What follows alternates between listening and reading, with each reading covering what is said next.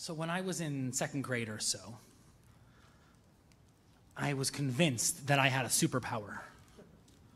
It wasn't the kind of superpower that you had to keep secret, but it was one that made me feel really incredibly special. And it was a power that, as far as I could understand at that point, only Jewish people had. It was the power to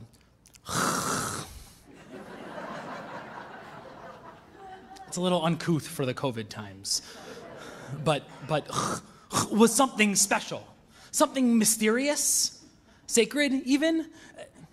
Mrs. Rutner was my 5th and 6th grade Hebrew teacher. My mom emailed her in between shifts, so in case she's watching, hi, Mrs. Rutner. I still remember that her favorite word was the word choshech, because it had 2 chuz in it at the beginning and the end. What could be better? There was something that just feels Jewish about that sound. I remember as a child there was a pride that I would say Baruch and not Baruch, that there was a sense of authenticity about it, knowing that you were saying the Jewish word the Jewish way, and once you learn, you make that sound every moment it arrives. And even some moments when it doesn't arrive. I became a chet machine. Could you please hand me the hamburger? Mom, could I have some help with my homework? And then in Hebrew too, each enunciated hey, the letter that makes a sound, that turned into a chuz flying around left and right. Eloheinu became Eloheinu, Avraham, and so on. My Hebrew is better now, but there are words that I internalized incorrectly as a child that I still toss around an errant every now and then. Come on Saturday mornings, it's in that service, and you'll tell me if you can find it. I just told Rabbi Kadar, she knows my secret. You know, this thing, it's actually a documented phenomenon. Dr. Sarah Bunin-Benor of HUC-JIR says that in the field of sociolinguistics, they call this a hypercorrection. A hypercorrection is the non-standard use of language that results from the over-application of a perceived rule of that language. You might be familiar with it from the Boston accent. Hi, Lenore. You know, like pak the ka, right? Where the R gets dropped. But you may have also heard a person from Boston say the word idea, adding an R at the end. The hypercorrection is to add the R in where it doesn't belong. A hypercorrection is also the way that we guess and gamble with who versus whom, or I versus me. And I like my job, so I know that there are no hypercorrections that exist in the dialect of the North Shore. You know, I've been thinking a lot about this switch, this move from the hey to the chet, this hypercorrection. You see, because in Judaism, our tradition insists that nothing in our text is an accident. There are no coincidences in our sacred language. Even the very letters that make up this holy language, each of them carries their own meaning in their shape, their form, and in their sound. The letters and the sounds, they have a hidden truth. And during this season of introspection, I've noticed a hypercorrection. I think in myself, in my soul, there's a hypercorrection or a hyperchet, a hyperchetting. You know, this year I've been feeling more like a chet than a hey. I'll explain. You see, at our best, each of us is like a hey, or at least an aspirational hey. A hey is breath.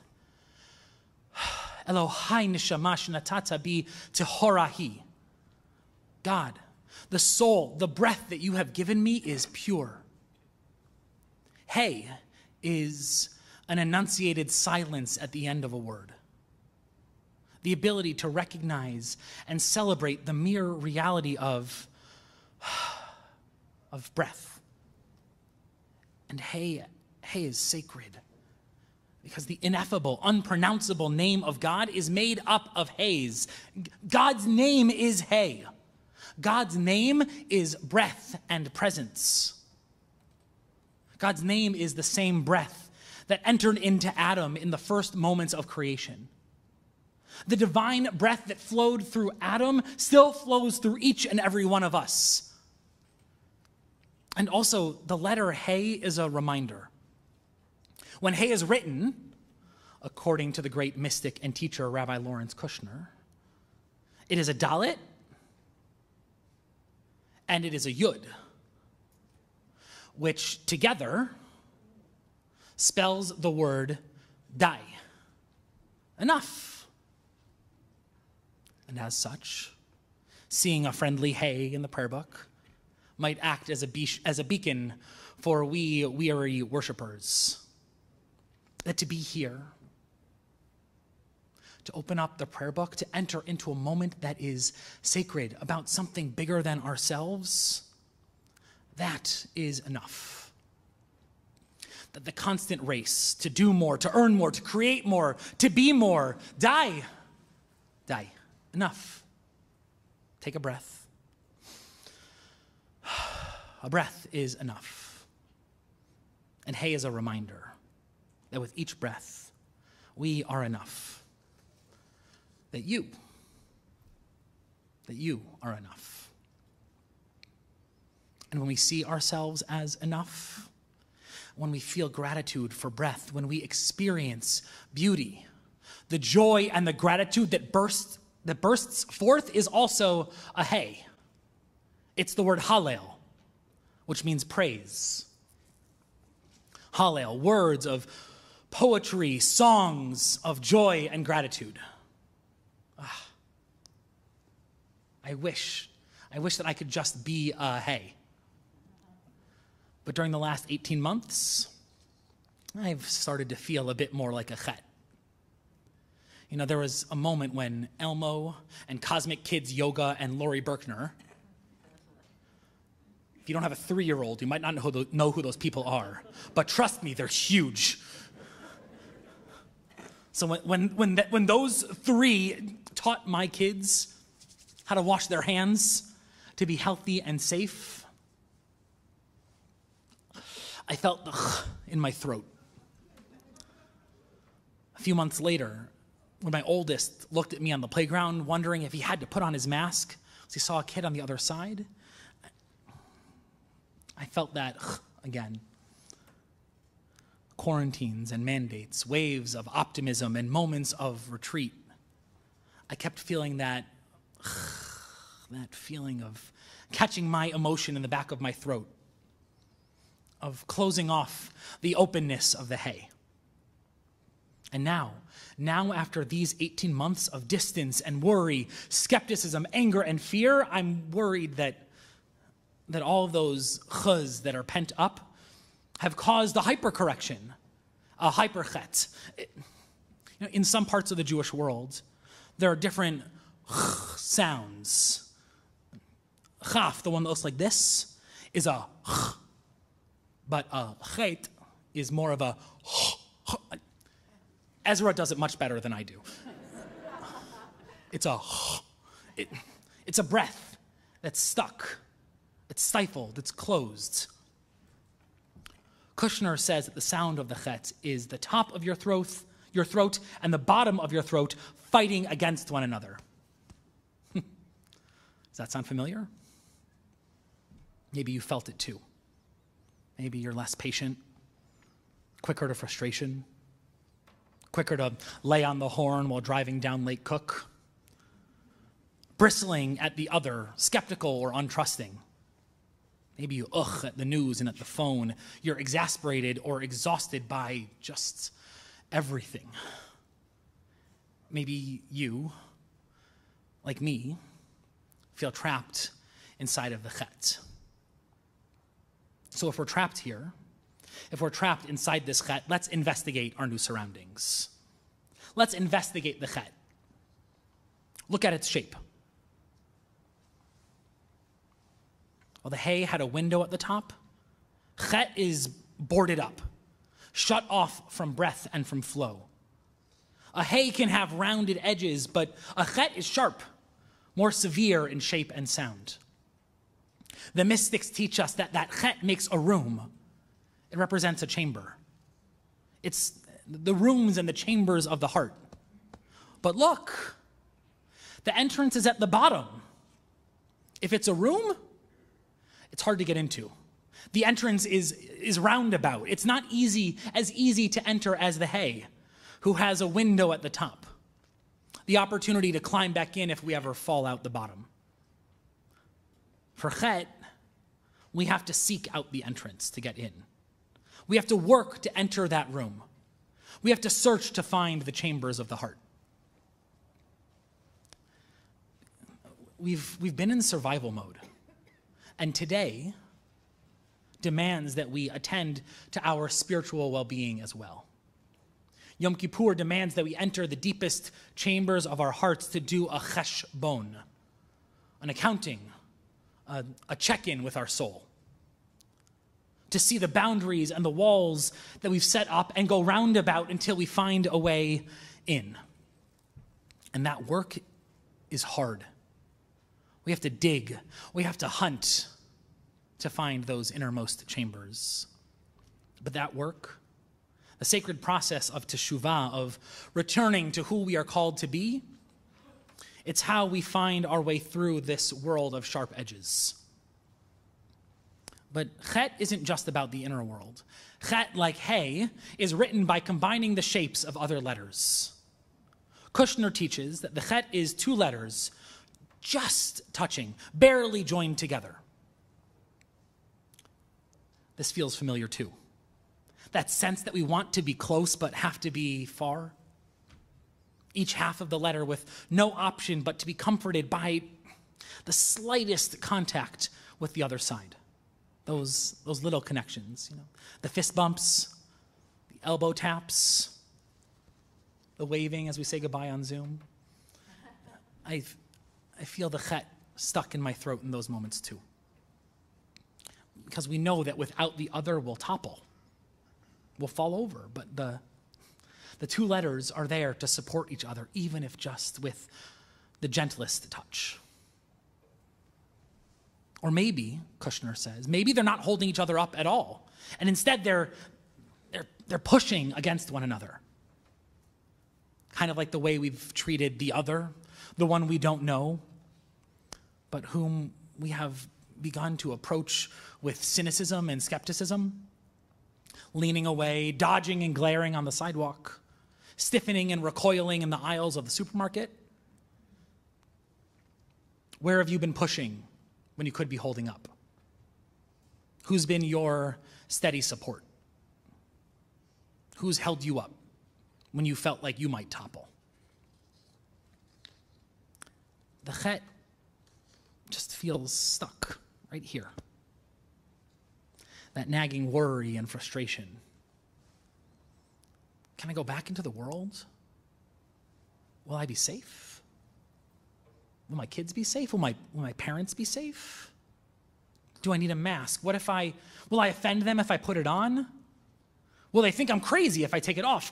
I check the trackers, wait for the next update from the Department of Health or the CDC or the FDA, baffled that the rest of the world can't just see it as clearly or as murkily as I do. We're closed off, sharp, pushing, and yearning to be held up and to hold others up as well. Perhaps to live inside the hay is aspirational. To find that pause, the sense of die, of being enough. The hallel, the bursting forth of prayer from within. And maybe chet is more real. If we're going to live with this in our throats, we should strive to find a way to make that sound too ring out. Not like in Mrs. Rutner's 5th and 6th grade classroom in the back corner of Temple Sinai in Rochester, New York.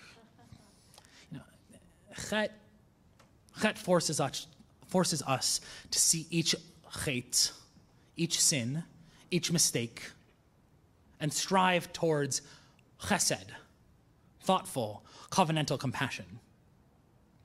But there's a risk. There's a risk with entering into the chetz. There's a danger to allow those sharp edges to go unchecked, to push too hard without also holding up.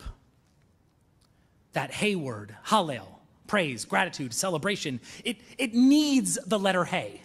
Because if that hey becomes closed off, callous, if that hey of praise becomes a chetz, our hallel becomes a chilul, a word of curse or desecration. And over these last few years, we've become well seasoned in curses and using words to attack and destroy. Toxic politics, vitriol on Israel, anger and mistrust and judgment of all things COVID. We run the risk of turning our sacred ability, lehalel, to celebrate, to praise, and to thank, into a vicious power to curse and destroy. I still remember Rabbi Kedar's House Rules sermon. Maybe you remember it too and still have it up on the refrigerator in your home.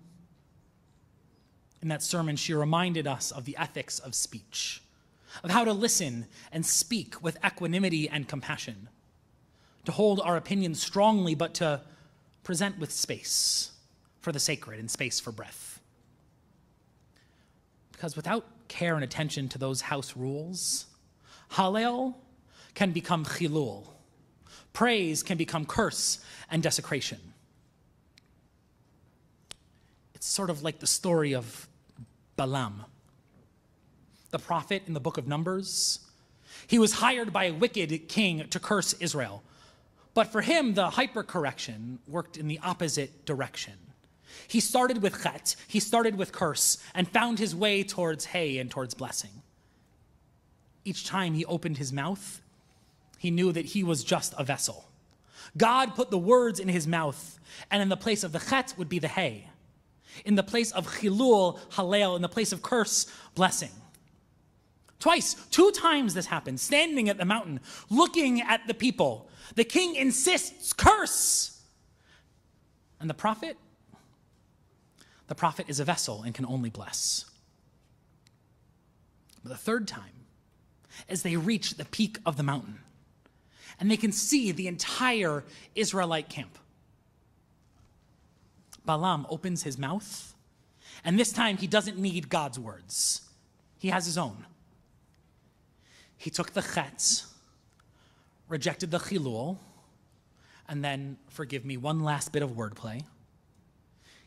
He turned the chilul into a chalil, a flute, music, a song that we just sang. Ma tovu, ma tovu. How good are our tents? How goodly does this people treat one another? Because we come into this tent, into this sacred space for sacred practice, to bring our true selves with all of our sharp edges and our mistakes, all of the aspiration we have, and all of the ways that we missed the mark this year. We bring our chet, and we see an opportunity for a hay. And like Balaam, we practice saying and singing words of hallel, of praise, so when it's our turn to speak on our own, when we leave this sacred place of hay and hallel and enter into a world of chet, we can reject chilul, we can reject the opportunity to curse, and instead, we can become a chalil, a flute, a vessel for song, for gratitude, and for praise. Leman yizamercha chavod, velo yidom, Adonai Elohai leolam odeka. And then we might turn our mourning into dancing. The crooked will be made straight, the sharp edges rounded and softened. The windows and doors that we shut will open. We will gird ourselves with joy, and our whole being will become a chalil, and we will sing a song of praise.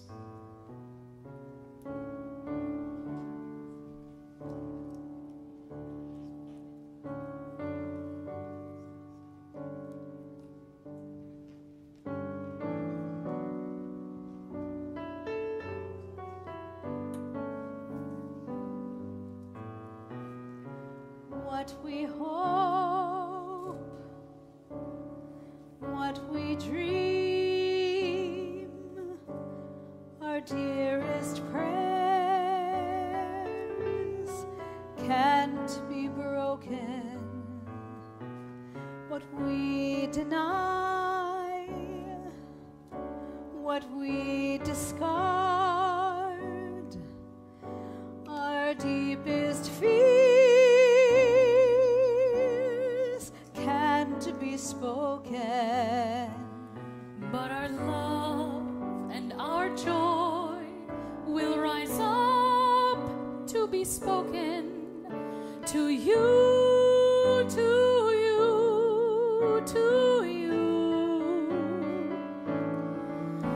Leman yezamer hachavod velo yidom. Leman yezamer hachavod velo yidom. Adonai Elohai leolam odeka.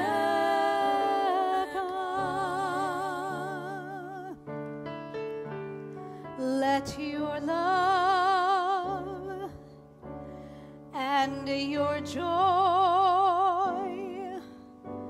from your heart be my emotion. So my soul and my voice will rise up to be spoken to you, to you, to you.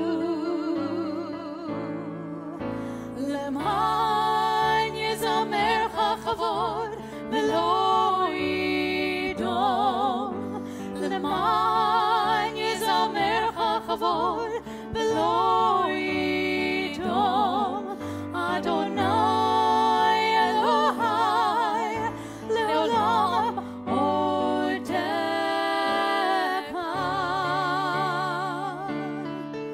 So the weight of these wrongs that I've done won't define me, while the pain of these sins I recall won't confine me. The weight of these wrongs that I've done won't define me, while the pain of these sins I recall won't confine me. Leman yezamer hachavod velo